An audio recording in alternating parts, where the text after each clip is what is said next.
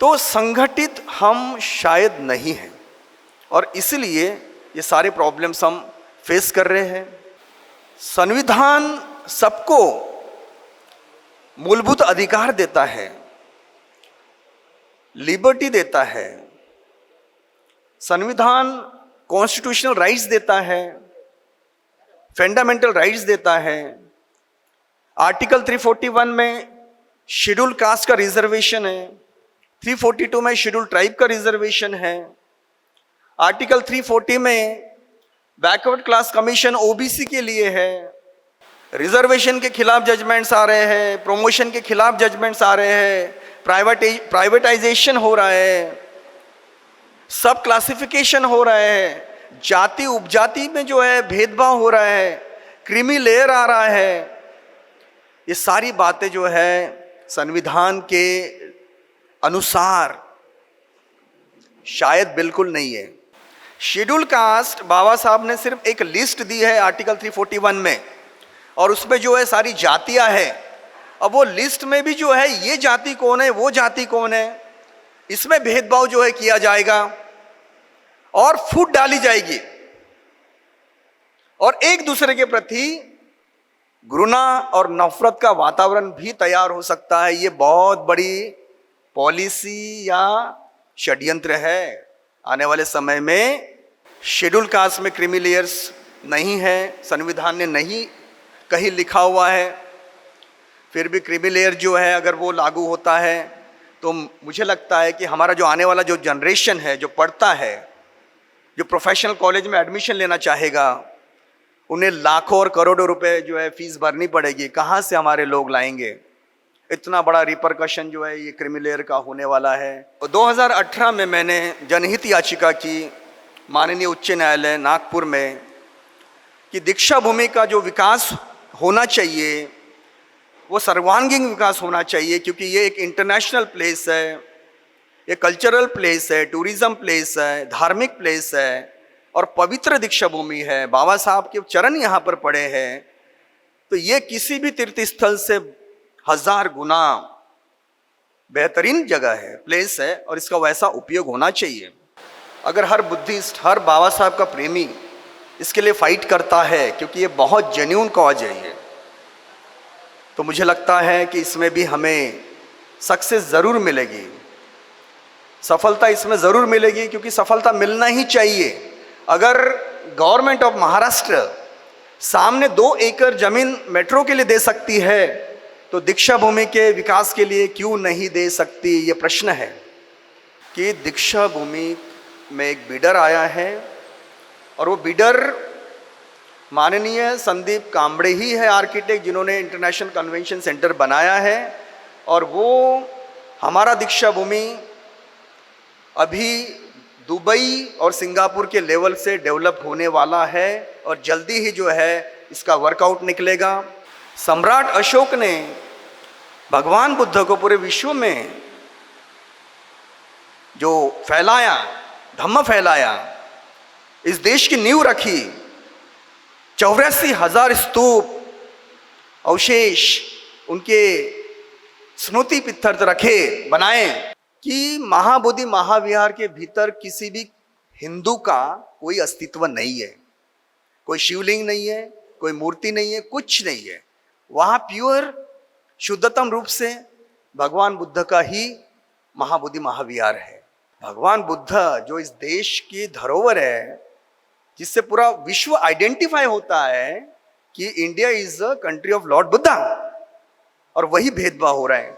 हर minority religion, चाहे वो जो है क्रिश्चियन हो, मुस्लिम हो, पारसी हो, सिख हो, जैन हो, बुद्धिस्ट हो, कोई भी हो, सबको फंडामेंटल राइट है रिलीजियस प्रैक्टिस करने के, प्रोफेस करने के। ये आर्टिकल 25 में दिया गया।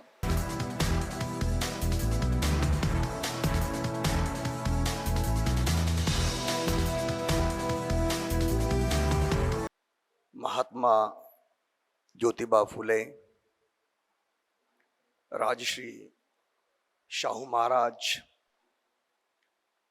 भारत रत्न, विश्व रत्न, बोधिसत्व डॉक्टर बाबा साहब आम्बेडकर, सम्राट अशोक, और इस देश के सभी महापुरुष, महान आत्माएं, महान चेतनाएं, जिन्होंने इस देश के पिछड़े, डिप्रेस्ड क्लास, जिन्हें शूद्र, अतिशूद्र, दलित भी कहा जाता था, उन सबके कल्याण के लिए अनमोल योगदान किया है। ऐसी सारी चेतनाओं को, महान आत्माओं को हम आज नतमस्तक होते हैं, प्रणाम करते हैं, स्मरण करते हैं, याद करते हैं, क्योंकि उन्होंने सही में मानवता का उत्थान किया, कल्याण किया। और हम उनके ऋण कभी नहीं भूल सकते, न ये जनरेशन भूल सकता, न आने वाले जनरेशन्स भूल सकते, क्योंकि इस देश में जो इनइक्वालिटी, जिसे समता का अभाव कह सकते हैं हम, एक भेदभाव, एक जातिवाद, एक अनटचेबिलिटी, अस्पृश्यता और न जाने कितना शोषण हजारों सालों से हमारे बांधवों का हुआ है, उन सब का किस प्रकार से कल्याण हो, इसकी जो भाव है वे सदैव नतमस्तक हम उनके प्रति होते हैं। साथ ही साथ वर्तमान अवस्था में भारत देश के जो क्रांतिकारी विचारक हैं और जो क्रांति लाना चाहते इस देश में, उन सब के प्रति भी हमें तहे दिल से कृतज्ञता व्यक्त करना चाहिए, जिसमें माननीय वामन मेश्राम साहब एक बहुत अहम इस देश में भूमिका निभा रहे हैं। कांशीराम जी थे, पॉलिटिकली उन्होंने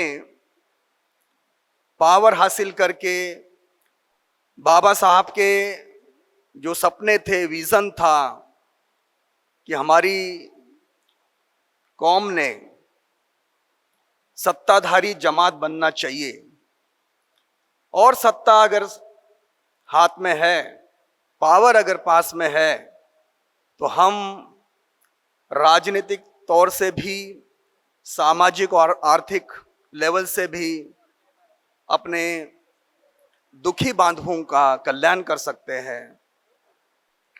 तो वर्तमान में जितने भी इस तरह की महान चेतनाएं हैं, मैं चेतनाएं कहूँगा क्योंकि भगवान बुद्ध ने चेतना शब्द का यूज किया, तो उसमें हमें ये नहीं भूलना चाहिए कि जो वर्तमान में जीवंत जो चेतनाएं हैं, और इसमें मैं फिर उल्लेख करना चाहूँगा कि माननीय वामन मेश्राम साहब एक बहुत बड़ी चेतना है, आप सबको आंदोलित किए हुए हैं, आप सबको जोड़े हुए हैं। देश देश से जब डेलीगेट्स आते हैं ऐसे ट्रेनिंग नेटवर्क में, और नाम भी जो है इतना सुंदर दिया गया है कि बुद्धिस्ट इंटरनेशनल, भगवान बुद्ध पूरे विश्व के हैं और कहने चाहिए पूरी मनुष्य जाति के हैं और पूरे ब्रह्मांड के ही है। और हम केवल अपने देश के लेवल से भगवान बुद्ध के जो प्रिंसिपल्स है, सिद्धांत है, धम्म है, 4 आर्य सत्य है, आर्य अष्टांगिक मार्ग है, अभिधम्म है, विपश्यना है, इन सब के माध्यम से हम उनके धम्म को समझना चाहते हैं और अपने गरीब बांधवों का जो दुखी है, आर्थिक रूप से, सामाजिक रूप से, जिनके पास साधन नहीं है, उन सब का जो है हम कल्याण ही करना चाहते हैं। और ये बहुत एक बड़ा उद्देश्य है इस बुद्धिस्ट इंटरनेशनल नेटवर्क का कि आज बहुत ही मेहनत से और परिश्रम से इसको ऑर्गेनाइज किया गया है। और मैं चाहता हूं कि आप सभी यहां उपस्थित जो हुए हैं, एक एक क्षण का, एक एक मिनट का सदुपयोग करिए। ऐसे 2 दिन जो अमूल्य है, ऐसे मिलने वाले नहीं है। ट्रेन्ड माइंड, अनट्रेन्ड माइंड, अभी आपने फर्क देखा। अगर आप ट्रेंड होते हो माइंड से, आपको पता है कि क्या समस्या है और क्या समस्याएं हैं, और आपको पता है कि उसका समाधान क्या है, सॉल्यूशन क्या है, और वो तरीका क्या है, उपाय क्या है, वे क्या है, टेक्निक क्या है, तो आप करोड़ों लोगों को समझा सकते हो।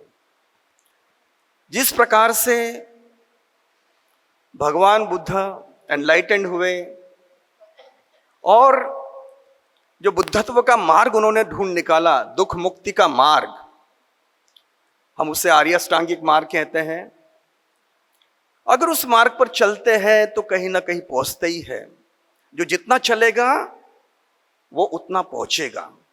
ये मार्ग भगवान बुद्ध का बौद्धिक नहीं है, इंटेलेक्चुअल नहीं है, सिर्फ समझने के लिए नहीं है, चलने के लिए, आचरण के लिए, प्रैक्टिकल जो है आपको होना होगा।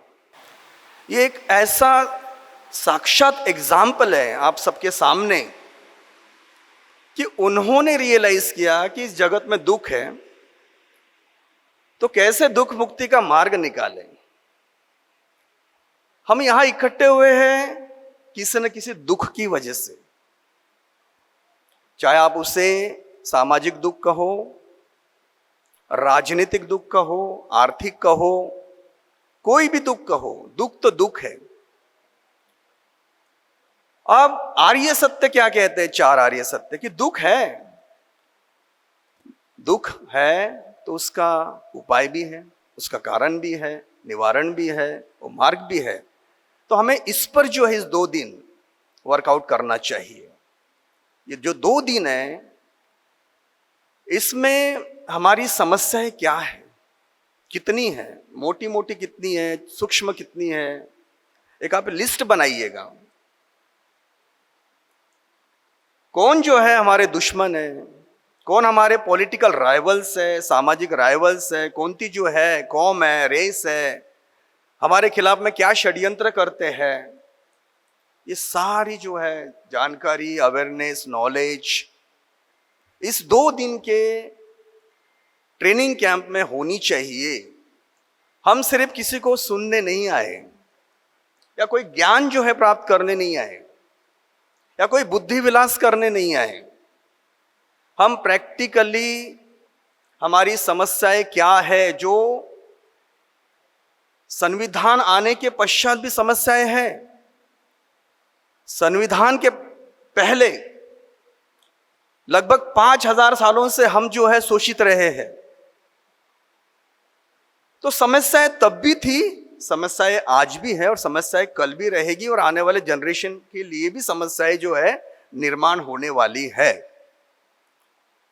तो यहां सर्वप्रथम मैं आप सभी से ये दिल से रिक्वेस्ट करता हूं कि आप एक संकल्प करिए अपने मन में, हर एक, कि मैं यहां जिस पर्पस से, जिस उद्देश्य से, जिस कारण से यहां आया हूं, वो सीख कर जाऊंगा, वो ज्ञान लेकर जाऊंगा, और अपने जीवन में लोगों के कल्याण के लिए इंप्लीमेंट करूंगा, और इसका सदुपयोग करूंगा। ये जो 48 आवर्स जो आपको मिले हैं जीवन में, और इतना बड़ा एक बहुत भव्य तरीका कार्यक्रम यहाँ आयोजित हुआ है, और आपके मार्गदाता, प्रेरणादाता, प्रशिक्षक माननीय वामन मेश्राम साहब है, जो एक बहुत बड़ा प्रभाव रखते हैं। एक बहुत उनकी जो है इस देश में प्रभावशाली महत्ता है। जितने भी बड़े बड़े संगठन हैं उनसे डरते भी है। वो डेयर डेविल है, करेजियस है, दुस्साहसी है, दबंग है। ऐसे ही क्वालिटीज आप डेवलप करिए। कई माननीय वामन मेश्राम साहब आपके भीतर पैदा होने चाहिए, तब जाकर जो है हमारे संगठन में एक ताकत आएगी, एक फोर्स आएगा, क्रांति होगी, विद्रोह होगा। विद्रोह ऐसा ही नहीं होता। तड़प चाहिए, प्यास चाहिए, जुनून चाहिए, जिगरा चाहिए, हृदय चाहिए, मर मिटने की तमन्ना चाहिए। जब तक ये ना हो, अगर हम कंफर्ट जोन में रहे, परिवार में रहे और जो भी है कैजुअली अगर करे, तो परिवर्तन नहीं आते। उसके लिए बहुत त्याग करना पड़ता है। और मुझे ऐसा लगता है कि जो आप अपने फैमिलीज को छोड़ के यहाँ आए हैं, एक त्याग है वो। अपने कंफर्ट जोन को छोड़ के आए हैं, वो भी एक बहुत बड़ा त्याग है। अब जिसके लिए आए 100% आप समर्पित भाव से यहाँ पर ट्रेनिंग लीजिए, सीखिए। और आपको क्या करना है, क्योंकि जीवन का उद्देश्य, हम तो जीते ही है, सभी जीते हैं, लेकिन अपने जो पीड़ित बांधव है, जो लाखों करोड़ों में है इस देश में, उनके लिए कौन जिएगा? वो सक्षम नहीं है, वो गांव में रहते हैं, कैसे तो भी जो है रोजी रोटी कमाते हैं, खेती करते हैं, कपड़े पहनने को नहीं ठीक से। हम दीक्षा भूमि में देखते हैं लाखों बांधव हमारे आते हैं, जो बाबा साहब के अनुयायी है, जो हमारे बौद्ध बांधव है, या फिर जो भी बाबा साहब के प्रेमी है। और जिस प्रकार से दीक्षा भूमि में आते हैं, हम देखते हैं कि चप्पल भी नहीं होती, कैसे सोते, कैसे खाते, लेकिन एक श्रद्धा है, एक नमन है, एक कृतज्ञता है, बाबा साहब के प्रति एक ऋण है। तो वो जो है आते हैं, करते हैं, लेकिन उनकी अवस्था देखिए आप, उनकी स्थिति देखिए। इसके बावजूद भी, इतनी विपरीत परिस्थितियों के बावजूद भी वो आते हैं और नमन करते हैं। पर हम उनके लिए क्या करते हैं? अगर दीक्षा भूमि का इशू मैं यहां आप समक्ष कुछ प्रकाश डालना चाहूंगा, क्योंकि कुछ बर्निंग प्रॉब्लम्स जो लीगल मुझे जो महसूस हुए हैं, उसके बारे में आप सबको जो है मैं थोड़ा प्रकाशित करना चाहूंगा। लेकिन चूंकि मैं पहले उन विषयों पर आ जाऊं, मैं सर्वप्रथम माननीय वामन मेश्राम साहब जी का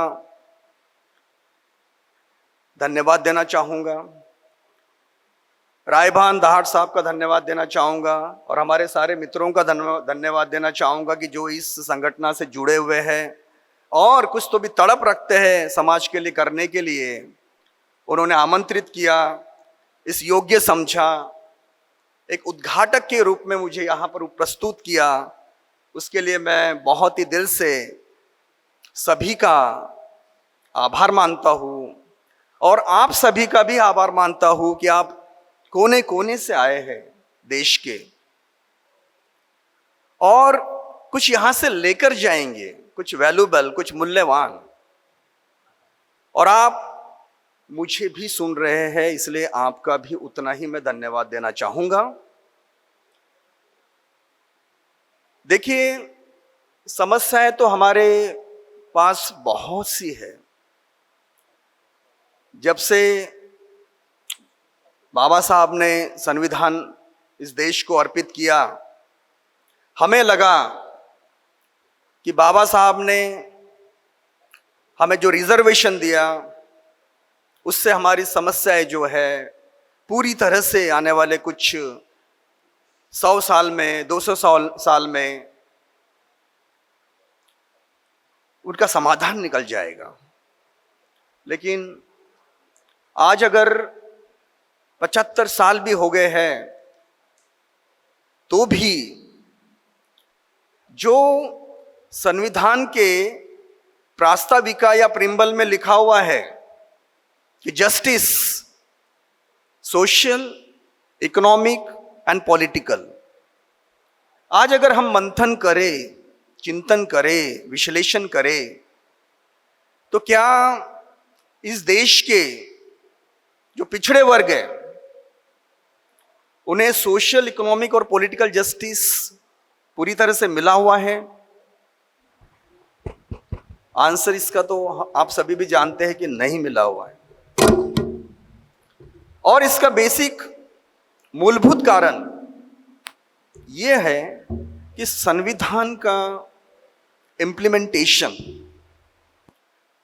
भारतीय संविधान की अमल बजावनी सत्ताधारी लोग नहीं कर रहे हैं और शायद जानबूझकर नहीं कर रहे हैं। संविधान सबको मूलभूत अधिकार देता है, लिबर्टी देता है, संविधान कॉन्स्टिट्यूशनल राइट्स देता है, फंडामेंटल राइट्स देता है। आर्टिकल 341 में शेड्यूल कास्ट का रिजर्वेशन है, 342 में शेड्यूल ट्राइब का रिजर्वेशन है, आर्टिकल 340 में बैकवर्ड क्लास कमीशन ओबीसी के लिए है। पर अगर हम 1,40,00,000,000 लोगों को देखें तो इसमें रिजर्व कैटेगरी की कितनी जनसंख्या है, पॉपुलेशन है। तो ये पॉपुलेशन जो है वो क्यों वंचित है? क्यों ऐसा हो रहा है कि संविधान के आने के पश्चात भी कुछ चुनिंदे, चोजन जुडिशरी के टॉप लेवल में आते हैं, पार्लियामेंट में जो है टॉप लेवल के मिनिस्टर्स होते हैं, और एग्जीक्यूटिव में यानी एडमिनिस्ट्रेशन में आईएएस ऑफिसर के लेवल से वो भी टॉप लेवल के होते हैं, और वो जो है वो गवर्न करते हैं, वो सबको गवर्न करते हैं, वो सबको रूल करते हैं। अगर हम सही माने में थोड़ा संगठित हो जाए, यूनाइटेड हो जाए, ऑर्गेनाइज्ड हो जाए, जैसे बाबा साहब ने बोला है, संगठित वा संघर्ष करानी शिका, तो संगठित हम शायद नहीं हैं और इसलिए ये सारे प्रॉब्लम्स हम फेस कर रहे हैं। ये ट्रेनिंग कैंप हमको संगठित करता है, ऑर्गेनाइज करता है, और जो भी हमारे मूलभूत अधिकार है, संवैधानिक जो रिजर्वेशन है, जो रिजर्वेशन पर अटैक हो रहे हैं, हम अपनी आंखों से देख रहे हैं कोर्टों में कि किस प्रकार के जजमेंट्स आ रहे हैं। रिजर्वेशन के खिलाफ जजमेंट्स आ रहे हैं, प्रमोशन के खिलाफ जजमेंट्स आ रहे हैं, प्राइवेटाइजेशन हो रहा है, सब क्लासिफिकेशन हो रहा है, जाति उपजाति में जो है भेदभाव हो रहा है, क्रीमी लेयर आ रहा है। ये सारी बातें जो है संविधान के अनुसार शायद बिल्कुल नहीं है और घातक है। इन प्रश्नों पर भी हमें यहां विचार करना पड़ेगा। रिजर्वेशन के क्या प्रॉब्लम्स हो रहे हैं, प्रमोशन क्यों नहीं दे रहे हैं, सब क्लासिफिकेशन जो है क्यों हो रहा है। आने वाले समय में शेड्यूल कास्ट को क्रीमी लेयर लग रहा है। अगर हम संविधान को देखें, डेफिनेशन देखें, आर्टिकल 341, तो वहां शेड्यूल कास्ट की डेफिनेशन में कोई इकोनॉमिक फैक्टर नहीं है, कोई फाइनेंशियल, कोई मनी का एस्पेक्ट नहीं है। और जो बेस है रिजर्वेशन का वो है एक बैकग्राउंड, अनटचेबिलिटी का, डिप्राइवेशन का। हमको वंचित रखा गया हजारों सालों से। संविधान के पहले हमारे जो पूर्वज थे क्या करते थे, कैसे तो भी जो है आजीविका कमाते थे और अपना परिवार का भरण पोषण करते थे। ये अवस्था थी। और ये हजारों साल रही। और जब बाबा साहब ने संविधान दिया, रिजर्वेशन दिया, तो उस पर अटैक हो रहे हैं। मेरा सवाल यह है कि जो लोग रिजर्वेशन के विरोधी हैं, उन्हें मैं एक प्रश्न पूछना चाहूंगा इस ऑगस्ट गैदरिंग के माध्यम से कि 5000 सालों से जो हमारे बांधव पीड़ित रहे, शोषित रहे, और तुम उन्हें जानवरों से और पशु से भी ज्यादा बदतर समझते थे, शूद्र अति शूद्र समझते थे, मैल समझते थे, और सिर्फ तुम्हारे चरणों की सेवा करने वाले समझते थे। 5000 साल का जो उनका दुख है, जो पीड़ा है, उसकी भरपाई, क्षतिपूर्ति क्या तुम कर पाओगे? 75 साल में तुमको रिजर्वेशन चुभ रहा है। और रिजर्वेशन जो मिल रहा है वो क्या हमारे जो जितने भी करोड़ों जो बांधव है इस देश के, क्या उनको मिल रहे हैं? नहीं। जो पढ़ रहे हैं, जो क्वालिफाइड हैं, जो एग्जाम्स देते हैं, जो कॉम्पिटिटिव एग्जाम्स देते हैं, रिटर्न इंटरव्यू सब पास होते हैं, उसके पश्चात ही जो है उन्हें रिजर्वेशन मिलता है। और ये प्रश्न जो है, ये प्रश्न एक सुप्रीम कोर्ट के जजमेंट में ये आया हुआ है कि बाबा साहब की जो एक महार कास्ट है, बस वो लोग सबसे ज्यादा रिजर्वेशन शेड्यूल कास्ट का लेते हैं, और बाकी शेड्यूल कास्ट के जो जातियां हैं उन्हें रिजर्वेशन नहीं मिल पा रहा है और वो पिछड़े हैं। इस पॉइंट पर एक जजमेंट ऐसा सुप्रीम कोर्ट ने दिया है कि उपवर्गीकरण किया जाए, जाति में भी जाति को जो है रखा जाए। अब इससे जो रिपरकशंस या जो दुष्परिणाम जो होते हैं वो ये होते हैं कि हमारे आपस में ही जो है हम डिवाइड हो रहे हैं या डिवाइड कर रहे हैं। शेड्यूल कास्ट बाबा साहब ने सिर्फ एक लिस्ट दी है आर्टिकल 341 में, और उसमें जो है सारी जातियां हैं। अब वो लिस्ट में भी जो है ये जाति कौन है, वो जाति कौन है, इसमें भेदभाव जो है किया जाएगा और फूट डाली जाएगी, और एक दूसरे के प्रति घृणा और नफरत का वातावरण भी तैयार हो सकता है। ये बहुत बड़ी पॉलिसी या षड्यंत्र है। आने वाले समय में फूट डालने का, तोड़ने का, बांटने का, डिस्ट्रीब्यूट करने का। अंग्रेजों ने डिवाइड एंड रूल पॉलिसी अपनाया, यहां पर भी डिवाइड एंड रूल पॉलिसी हो रही है।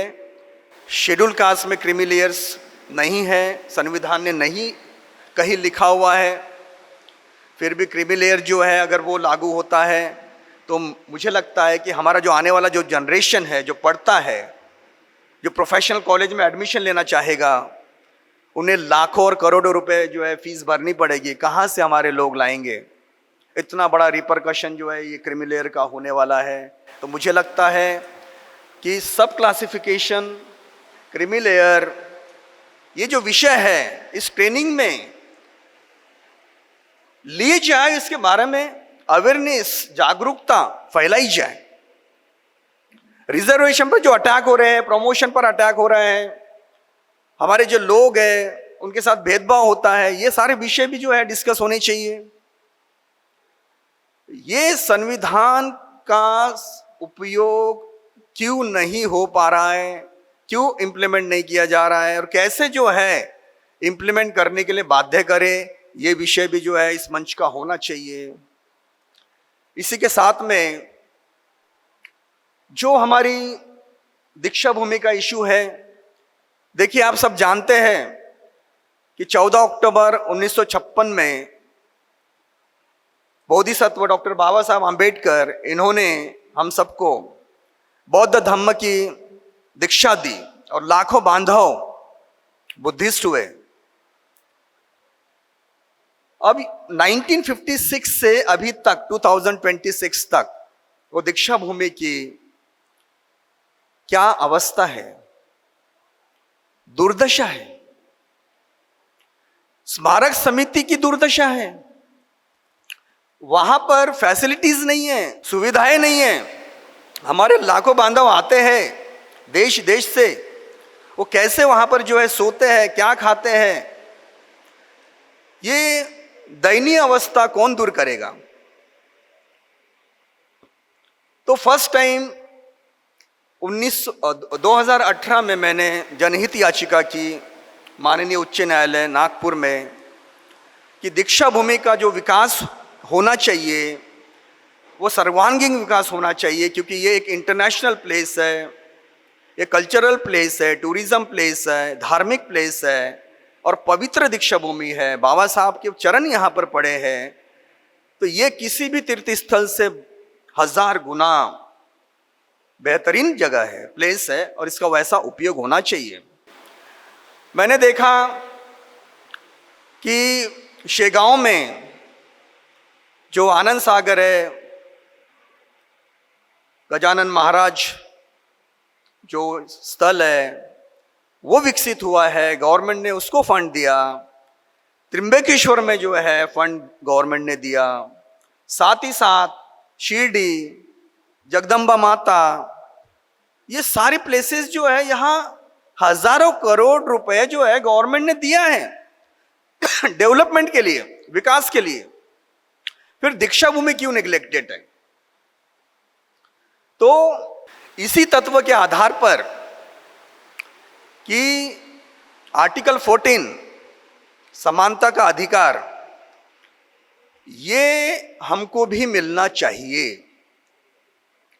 और ये पिटीशन जब दायर हुई तो मैं एक वकील करके जो है वहां आर्गुमेंट नहीं करता था, एक बुद्धिस्ट और एक बाबा साहब का अनुयायी करके वहां सफेद शर्ट पहन के जो है मैंने आर्गुमेंट करने शुरू किए और करीब 5 साल लगे, किसी को पता नहीं। 5 साल तक साइलेंटली मैंने वहां मेहनत की और 5 साल के बाद में उसके रिजल्ट जो है आने शुरू हुए। जैसे अपन बीज बोते हैं, फिर उसका जो है पौधा बनता है, फल मिलता है, फूल बनते हैं।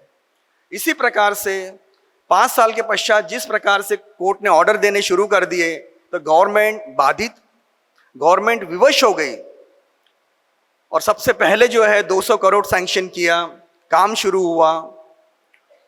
बीच में अंडरग्राउंड पार्किंग का इश्यू आया, आज भी उसकी वजह से जो है दीक्षा भूमि का काम बंद था। उसमें भी बहुत कंट्रोवर्सी जो है चली। फिर मैंने कोर्ट में एप्लीकेशन डाली कि हमें दीक्षा भूमि के, ये बहुत महत्वपूर्ण पॉइंट है और जो मैं रिक्वेस्ट करूंगा ऑर्गेनाइजर्स को कि ये विषय यहां पर ले। मैंने ये एप्लीकेशन किया कोर्ट को कि दीक्षा भूमि के आसपास की जो जगह है माता कचेरी, रिक्वेस्ट करना चाहता हूं जो 2 दिवसीय ट्रेनिंग कैंप है उसमें ये विषय आप जरूर ले। मैं तो लीगली फाइट कर ही रहा हूं, लेकिन मुझे वामन मेश्राम सर का भी जो है सपोर्ट चाहिए, उनके ऑर्गेनाइजेशन का सपोर्ट चाहिए, ताकि ये समस्या जो है जल्दी इसका समाधान मिल पाए। तो एप्लीकेशन मैंने हाईकोर्ट में ये की कि दीक्षा भूमि की जो जगह है ऑलमोस्ट 20 एकड़ की है, हमें वो पर्याप्त नहीं है। अंडरग्राउंड पार्किंग का इशू क्रिएट हुआ है। तो जो आसपास की जो जगह है गवर्नमेंट की, माता कचेरी की जो जगह है वो 16.5 एकड़ है, जो हेल्थ डिपार्टमेंट है वहां पर अभी।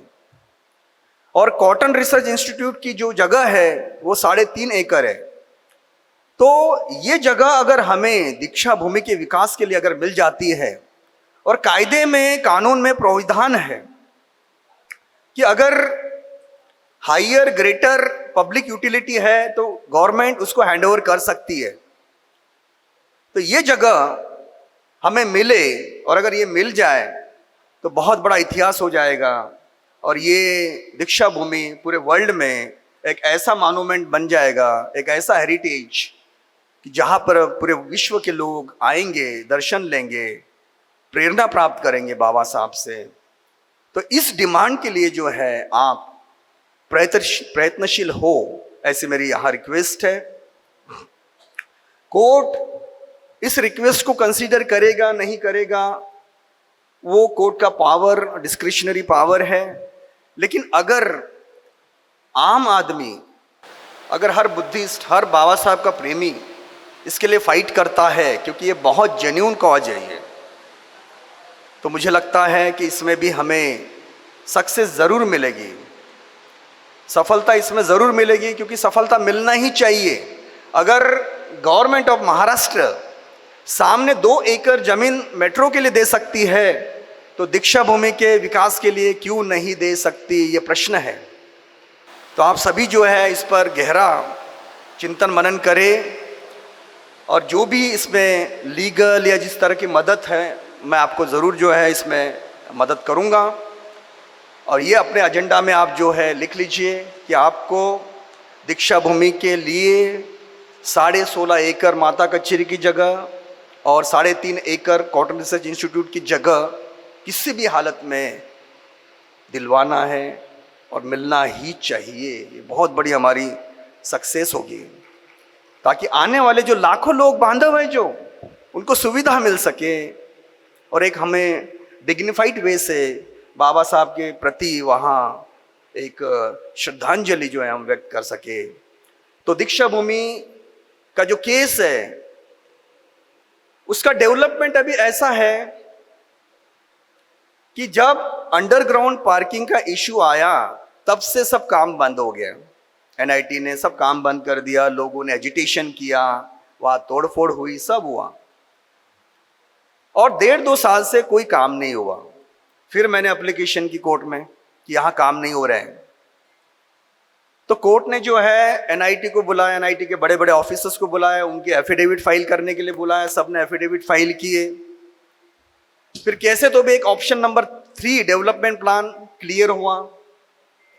फिर उसके पश्चात सोशल जस्टिस मिनिस्टर का एक स्टेटमेंट आया, संजय सिरसाट साहब का, जो अभी वो आए थे, मैं उनसे मिला, उनको जो है मेमोरेंडम दिया कि दीक्षा भूमि का विकास दुबई और सिंगापुर के धरती पर होगा। ये स्टेटमेंट आया, यानी हमारी दीक्षा भूमि को ग्लोबली वो डेवलप करना चाहते हैं गवर्नमेंट, इस तरह का स्टेटमेंट आया। पर वो स्टेटमेंट आने के बाद में 2-4-6 महीने कुछ नहीं हो पाया। फिर कोर्ट को मैंने जो है बताया कि ये ऐसा सोशल जस्टिस मिनिस्टर से स्टेटमेंट आया हुआ है और पेपर में ये न्यूज आई हुई है, लेकिन इनकी तरफ से कोई प्रयास हुआ नहीं, इंप्लीमेंटेशन हुआ नहीं। तो कोर्ट ने उनको पूछा कि कितने बिडर्स आए, तो उन्होंने कहा कोई नहीं आया। फिर जो है एक समय दिया गया, 1-2 डेट्स दी गई, और 1-2 डेट्स के बाद में एक गुड न्यूज ये है आपके लिए, सभी के लिए, कि दीक्षा भूमि में एक बिडर आया है, और वो बिडर माननीय संदीप कांबड़े ही है, आर्किटेक्ट, जिन्होंने इंटरनेशनल कन्वेंशन सेंटर बनाया है। और वो हमारा दीक्षा भूमि अभी दुबई और सिंगापुर के लेवल से डेवलप होने वाला है, और जल्दी ही जो है इसका वर्कआउट निकलेगा। मेरी केस दीक्षा भूमि की गुरुवार को लगी हुई है, और इसमें और मोमेंटम कैसे आए, इस पर जो है मैं ध्यान रखूँगा। एक बाबा साहब का अनुयायी करके, एक वकील करके पैसा कमाना ही जो है मकसद नहीं होना चाहिए।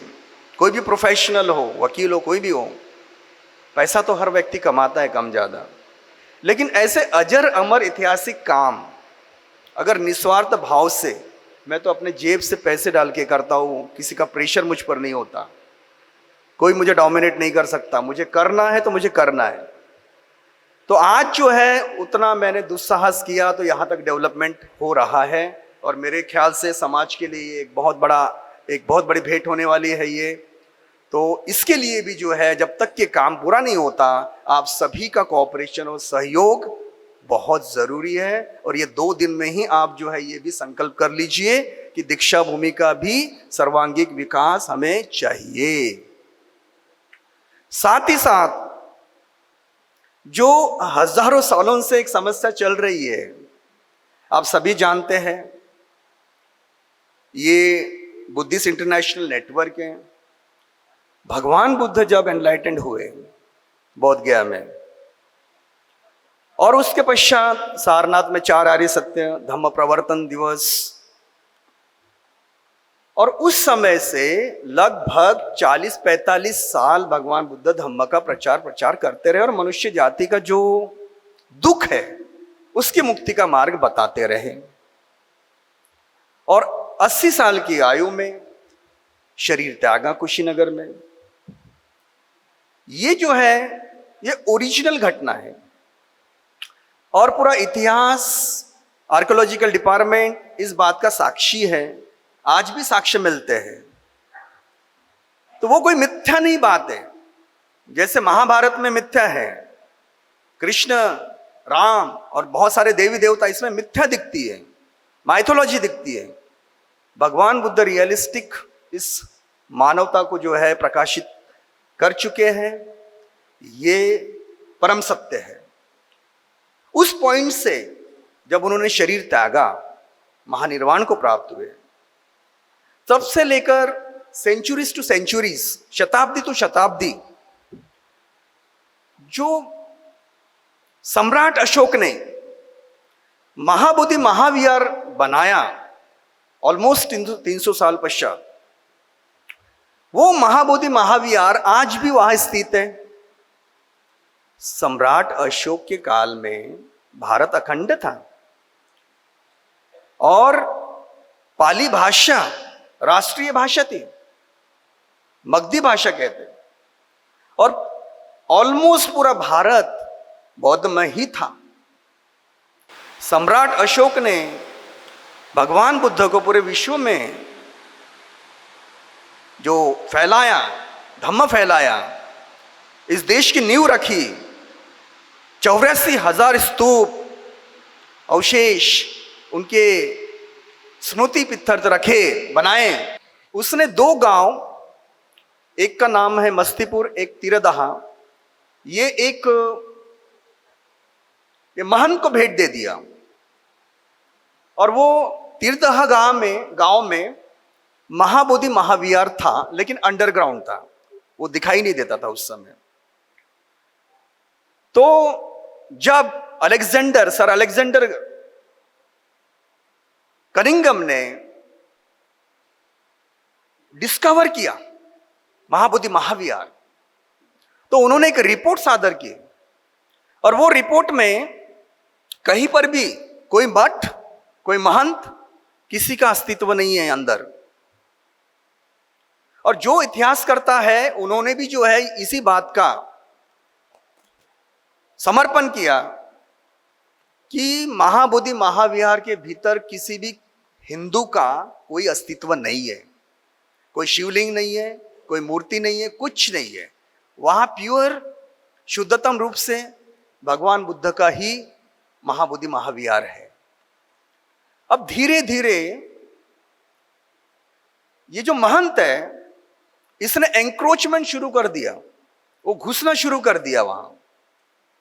और 1891 में अनागरिक धम्मपाल, इन्होंने फाइट किया, संघर्ष किया,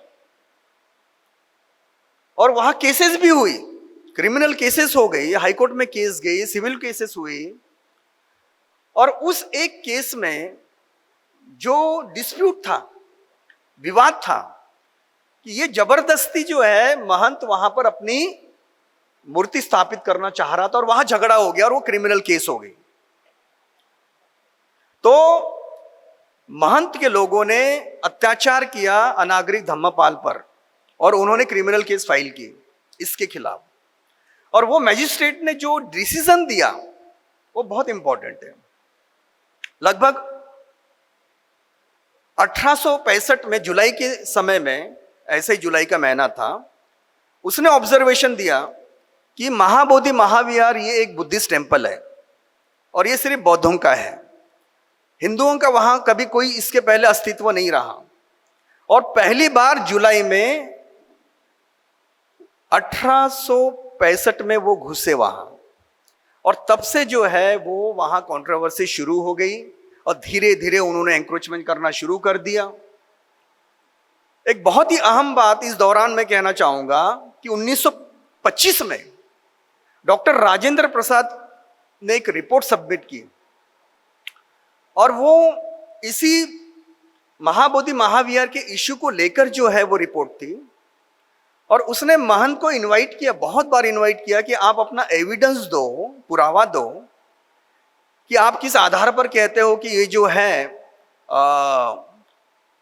ये शिवलिंग यहाँ पर जो है आपका है, हिंदू का धर्म है, भगवान बुद्ध विष्णु के नव्य अवतार है, ये फिलोसफी उनकी नव्य अवतार है, इसका क्या प्रमाण है। तो वो कभी उनके सामने आया नहीं, हमेशा अवॉइड किया। और डॉक्टर राजेंद्र प्रसाद ने रिपोर्ट सबमिट की, और वो रिपोर्ट में जो है ये क्लियर कट लिखा कि महंत जो है बुलाने के बावजूद भी नहीं आया। अब देखिए उसके पश्चात 10 साल के बाद में क्या हुआ, मैं बहुत ही 5 मिनट में, सर का जो है अभी आदेश आया है कि कंटिन्यू करूं क्योंकि समय का अभाव है, लेकिन बहुत इंपॉर्टेंट है। आपके पास 2 दिन का समय है, लेकिन जो बातें मैं कह रहा हूं शायद वो आपको पता नहीं है। हमारी डीप स्टडी है, और कैसे जो है ये बोध गया का केस हमें जीतना है सुप्रीम कोर्ट में, अभी फाइनल हियरिंग है 11 अगस्त को। तो आपको भी पता होना चाहिए कि इश्यू क्या है, लीगल इश्यू क्या है, कॉन्स्टिट्यूशनल इश्यू क्या है, हिस्टोरिकल बैकग्राउंड क्या है, कैसे एंक्रोचमेंट हुआ, कैसे महंत आया। पूरे विश्व में जो है, जो अगर मोहम्मद पैगंबर है तो मक्का मदीना है, जीसस है तो जेरूसलम है, भगवान बुद्ध जो इस देश की धरोहर है, जिससे पूरा विश्व आइडेंटिफाई होता है कि India is the country of Lord Buddha, और वही भेदभाव हो रहा है। तो ये मेंटेलिटी, ये जो कंट्रोवर्सी, इसको सॉल्व कैसे करें, हमको कॉन्स्टिट्यूशनल तरीके से करना होगा, लीगल तरीके से करना होगा। हमें जो है आप सबका सपोर्ट चाहिए, जनक्रोश आंदोलन चाहिए, ताकि ये भी प्रॉब्लम जो है सॉल्व हो जाए, हजारों सालों से चल रहा है। तो 1935 में जब अंग्रेज लोग थे तो उन्होंने एक बहुत ही सुंदर प्रपोज्ड एक्ट जो है ड्राफ्ट किया। अब जब वो फर्स्ट टाइम मैंने पढ़ा तो मुझे जो डेफिनेशन, जो पर्पस और जो इंटेंशन और जो रीजन और ऑब्जेक्ट उस एक्ट के दिखाई दिए, वो पहला ऑब्जेक्ट और रीजन ये था कि महाबोधि महाविहार should be handed over to the Buddhist exclusively। और उस कमिटी में सिर्फ एक महंत था, बाकी 9 बुद्धिस्ट थे। और वो एडमिटेड फैक्ट है, ये हाई कोर्ट ने बोला, सिविल कोर्ट ने बोला, इतिहास बोल रहा है कि महाबोधि महाविहार ये बुद्धिस्ट प्लेस है, टेम्पल है, विहार है। वो वहां हिंदू का क्या जो है एंक्रोचमेंट, क्या रूल है वहां। तो ये एंक्रोचमेंट कैसे दूर हो, कैसे जो है इसकी समस्या दूर हो, इस पर जो है हम लोग वर्कआउट कर रहे हैं। तो 1935 के एक्ट को पास नहीं होने दिया गया। गांधी जी के सामने जब प्रश्न किसी ने उठाया कि ये समस्या हमें जो है इसका समाधान चाहिए, तो महात्मा गांधी जी ने ये बोला कि पहले भारत को स्वतंत्र होने दो, फिर हम जो है इसका भी जो है समाधान निकालेंगे। अब ये इतना सा शब्द था वो स्टेटमेंट, लेकिन कितनी वहां पर बहुत सारी जो है कंट्रोवर्सी थी। तो 47 तक कुछ नहीं हुआ। 47 में भारत जो इंडिपेंडेंट हुआ, और इंडिपेंडेंट होने के बाद में जो हिंदू महासभा कभी पिक्चर में नहीं थी, वो पिक्चर में आ गई। वो कह रही है कि हमारा जो है यहाँ पर रिप्रेजेंटेशन होना चाहिए। और 1948 में उन्होंने बिल पास किया बोध गया टेम्पल एक्ट का, और 1949 में बोध गया टेम्पल एक्ट 1949 का ये जो एक्ट पास हो गया। और जहां 4 बुद्धिस्ट, 4 हिंदूज और एक कलेक्टर था, वो भी पहले हिंदू था, बाद में अभी उसको कलेक्टर करके जो है रखा गया, हिंदू शब्द निकाला गया। तो इस तरह से ये वन साइडेड एक्ट बनाया गया और महंत की प्रॉपर्टी जो है वो सुरक्षित रखी गई। अब ये एक्ट जो है यही अनकॉन्स्टिट्यूशनल है, हम ये बोलना सुप्रीम कोर्ट में हमारा ऐसा आर्गुमेंट है कि जब संविधान आया, मैं हार्डली 5 मिनट में जो है कंप्लीट करूंगा। जब संविधान आया तो बाबा साहब ने आर्टिकल 25 दिया और 26 दिया, और 25 और 26 के अनुसार जो फंडामेंटल जो फ्रीडम है टू एवरी रिलीजन, इस देश का हर माइनॉरिटी रिलीजन, चाहे वो जो है क्रिश्चियन हो, मुस्लिम हो, पारसी हो, सिख हो, जैन हो, बुद्धिस्ट हो, कोई भी हो, सबको फंडामेंटल राइट है रिलीजियस प्रैक्टिस करने के, प्रोफेस करने के। ये आर्टिकल 25 में दिया गया।